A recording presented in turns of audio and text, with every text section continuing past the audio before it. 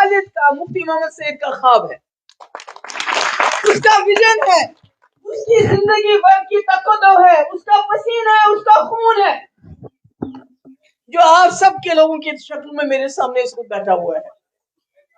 میرے والد کا ایز اے پالیٹیشین ایک ہی خواب تھا اس کا، یہ بالکل سرتاج صاحب نے صحیح کہا، انہوں نے زندگی میں بہت کچھ حاصل کیا، شاید ہی جموں کشمیر کا کوئی کشمیری مسلمان اس ملک کا ہوم منسٹر بن سکتا ہے جو مفتی صاحب نے بن کے دکھا دیا، کوئی نہیں ہو سکتا دوسرا، آج کل کے حالات میں بالکل نہیں ہو سکتا ہے، کوئی بھی 3 سال کے اندر اتنے کام نہیں کر سکتا جو راستوں کے خواب دکھائے تھے دوسری جماعتوں نے مفتی صاحب نے کھول کے دکھا دیا۔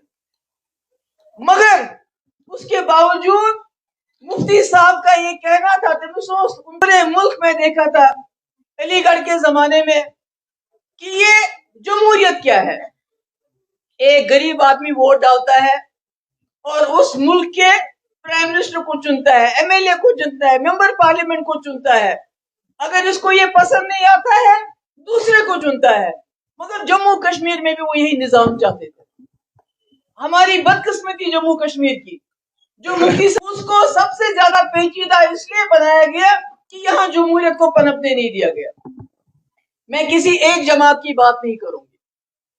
1951 جب پہلا کانسٹیٹوئنٹ اسمبلی کا الیکشن ہوا، وہ الیکشن بھی سلیکشن تھی بدقسمتی سے، اس میں بھی ایک ہی طرح کے لوگ اسمبلی میں آگے جو حزب اختلاف تھے، جن کو اختلاف تھا اس وقت کی رولنگ پارٹی جو بنی، چاہے وہ کشمیر میں تھے چاہے جموں میں تھے، ان کو اسمبلی میں پہنچنے نہیں دیا۔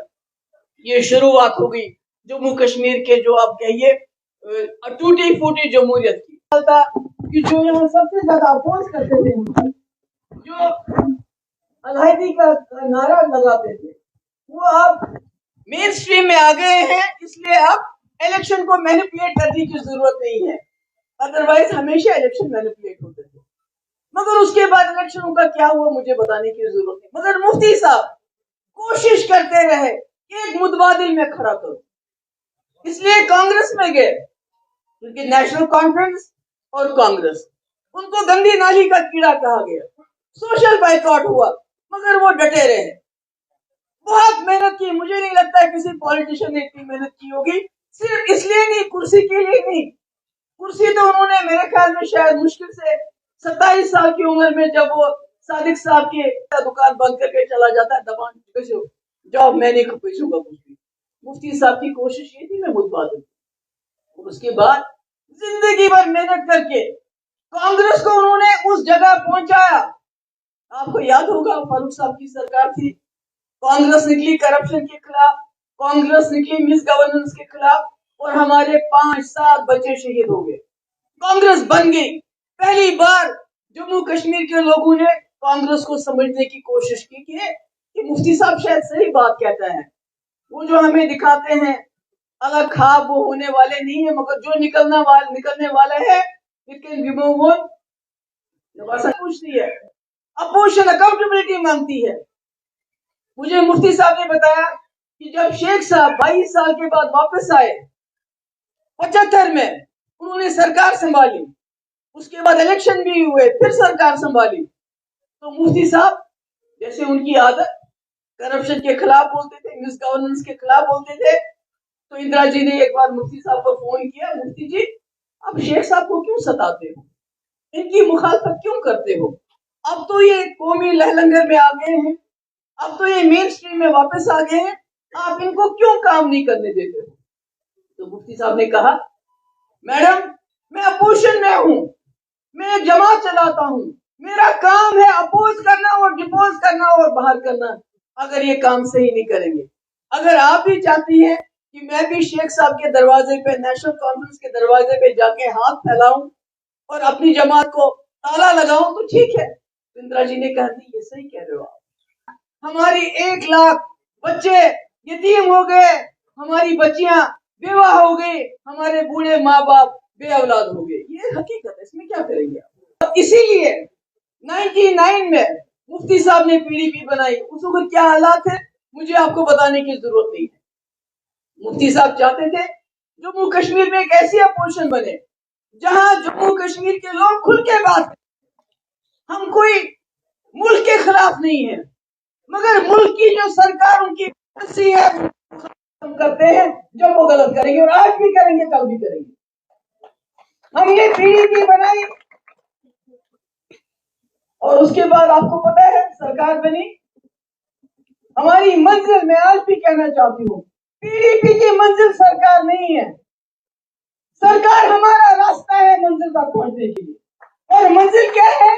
मंजिल है मुफ्ती साहब का ख्वाब, जम्मू कश्मीर में जमहूरियत को मजबूत करके एक अच्छी अपोजिशन देना और जम्मू कश्मीर के लोगों को बाइज्जत तरीके से इस खून के समंदर से बाहर निकालना, इस खून के दलदल से बाहर निकालना, ये हमारा विजन है, ये मुफ्ती साहब का ख्वाब था जिसके लिए हमारी पार्टी बनी। मैं क्या बताऊं आपको, मुझे कोई बताए, बहस करे। मुफ्ती साहब के 3 साल Muzaffarabad road, Rawla coat, task force क्या, कोटा क्या, यूनिवर्सिटी क्या, कॉलेज क्या, जम्मू में, कश्मीर में नौकरियां रहबर तालीम हजारों की तादाद में। इन 3 साल का मुकाबला कोई करे, यहाँ तो 30 साल 35 साल सरकार है। जो सख्ती रुकन, जो मुश्किल जम्मू वाले बताइए, लद्दाख के लोग जो तब तक शिकायत करते थे हमारे साथ डिस्क्रिमिनेशन हो रहा है, ये मुफ्ती साहब थे जिन्होंने ये में इलेक्शन कराया हिल डेवलपमेंट काउंसिल का।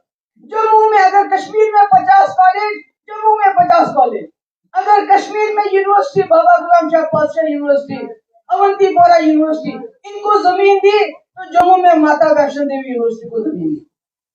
बिल्कुल एक ही नजर से हमने जम्मू कश्मीर को देखा।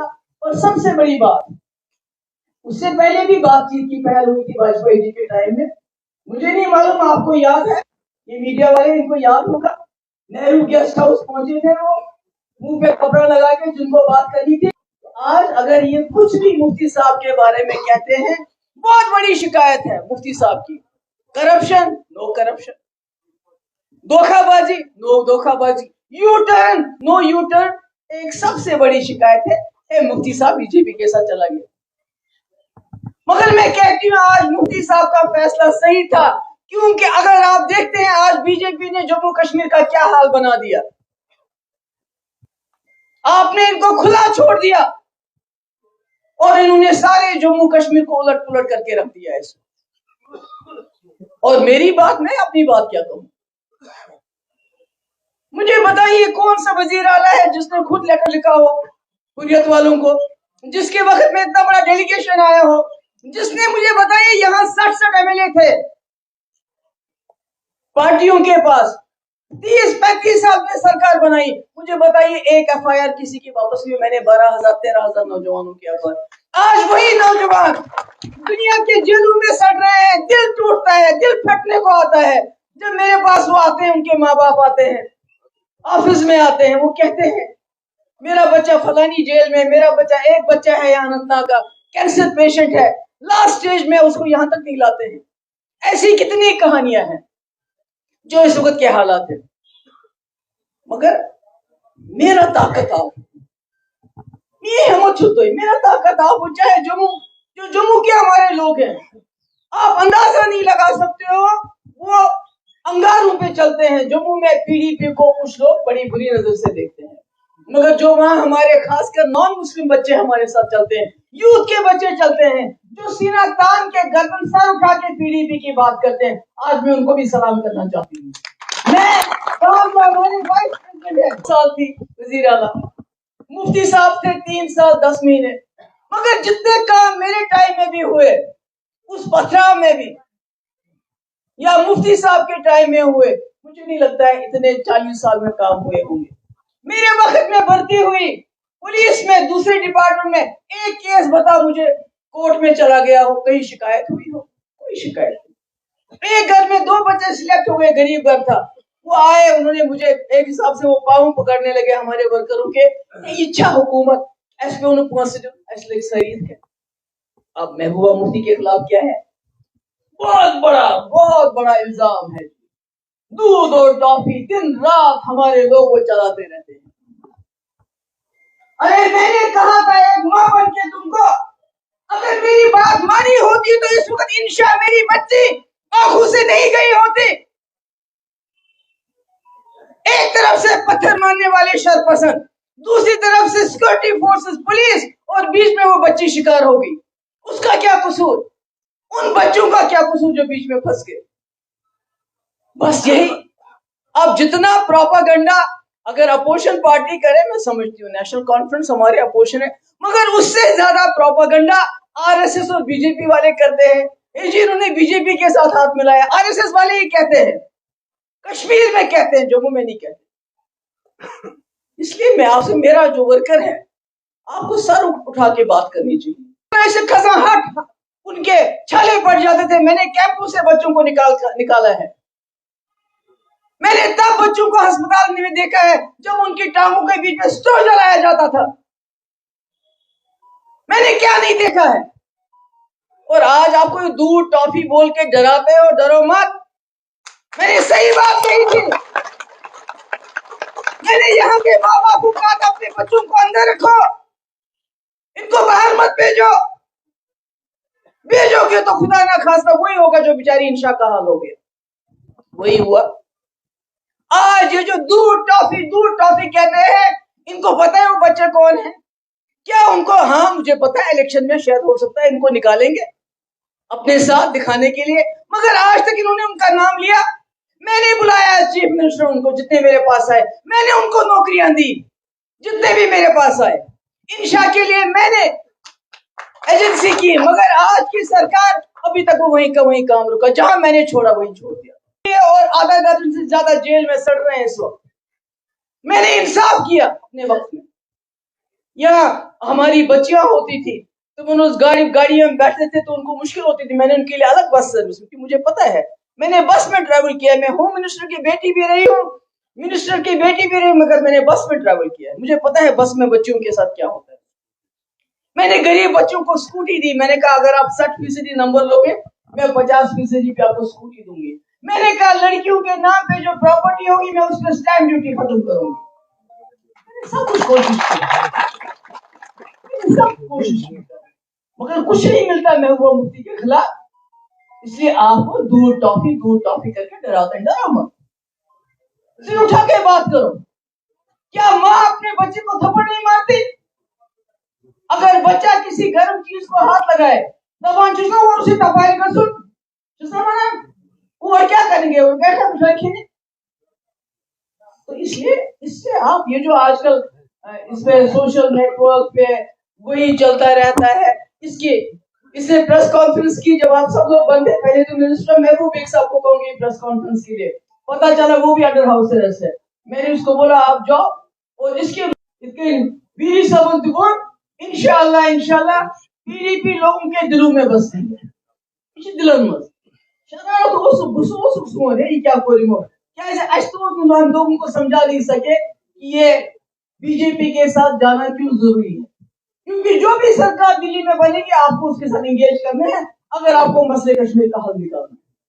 اور میں ان سے بھی کہنا چاہتی ہوں، آج ایکسیشن ڈے بھی ہے، آج ہمارے الحاق کا دن بھی ہے. میں ان کو بتانا چاہتی ہوں ہم نے الحاق کیا ہے آئیڈیا آف انڈیا کے ساتھ.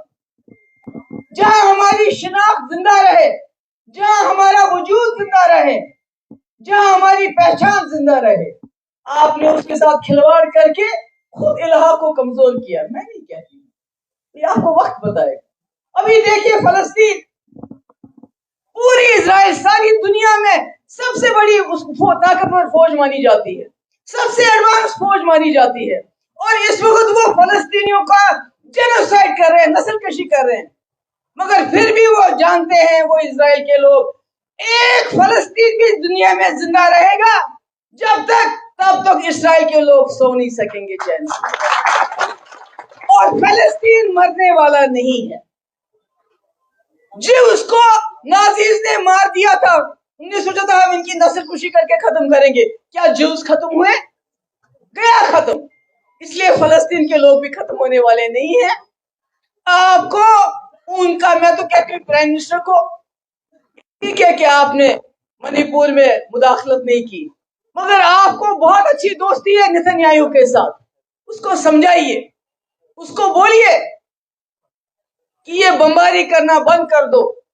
जो बमबारी आप पे, जो आपको नाजिज ने की थी, आज आप वही कर रहे हो फलस्तीनियों के साथ। और जब तक फलस्तीन का एक बच्चा भी जिंदा रहेगा, इसराइल वालों, आप चैन की नींद नहीं सो सकोगे। ये सबक हमारी यहाँ की सरकार के लिए भी है कि आप बंदूक के जोर पे, एनआईए के जोर पे, यूएपीए के जोर पे, ईडी के जोर पे, एसआईयू के जोर पे, एसआईए के जोर पे जम्मू कश्मीर के लोगों को इस तरह दबा नहीं सकते। अगर जिस्म के एक हिस्से में दर्द हो, उसको दबाओगे, बंद करके रखोगे, तो वो गैंग्रीन बन जाएगा, सारे जिस्म को इन्वॉल्व करेगा। मुफ्ती साहब कहते थे, ये जो मुल्क है हिंदुस्तान, ये एक हाथी की तरह चलता है, इसकी इकोनॉमी हाथी की तरह चलती है, मगर जो जम्मू कश्मीर के हालात हैं, वो इस हाथी की पाँव में बेड़ी बन चुके हैं। इसको समझो, आपने बेड़ी को निकाल के गले में फंदा डाल दिया है। एक वक्त आएगा कि आपका खुद दम घुट जाएगा इस फंदे से। हमारे लोग हैं, उनका अपने घरों में वापस भेजो। आप यहाँ जमात इस्लामी के साथ कोई दूर का कोई रिश्तेदार होता है, उसको नौकरी से निकालते हो। दूसरी तरफ आपकी जो ए टीम, बी टीम, सी टीम है, वो जमातियों के घर में जाते हैं, उनको ब्लैकमेल करते हैं कि आपको जेल से छुड़ा देंगे, आपके जो एसेट्स है बंद, वो वापस दिला देंगे, मगर आप हमको सपोर्ट करो। ये कौन सी पॉलिसी है आपकी? पॉलिसी, एक तरफ से जमात इस्लामी को विक्टिमाइज करते हो, दूसरी तरफ से उनको ब्लैकमेल करते हो कि वो आपके प्रॉक्सीज को सपोर्ट करे। ये कैसे चलेगा? इसलिए मैं अभी भी कहती हूँ, ये एक जमहूरी मुल्क है, ये बहुत खूबसूरत मुल्क है, ये बहुत अच्छा मुल्क है, मगर इसको इस तरह से तबाह मत कीजिए। जम्मू कश्मीर के लोगों के दिल जीतने की कोशिश कर लीजिए। ये ईडी वगैरह वगैरह ये सब बंद कर दीजिए, इन दफ्तरों को बंद कर दीजिए। और जम्मू कश्मीर का जो आपने जो बेइज्जती की है, जो टुकड़े किए हैं जम्मू कश्मीर के, जो हमारी आपने आइडेंटिटी, हमारी शिनाख्त छीनी है, आज कल परसों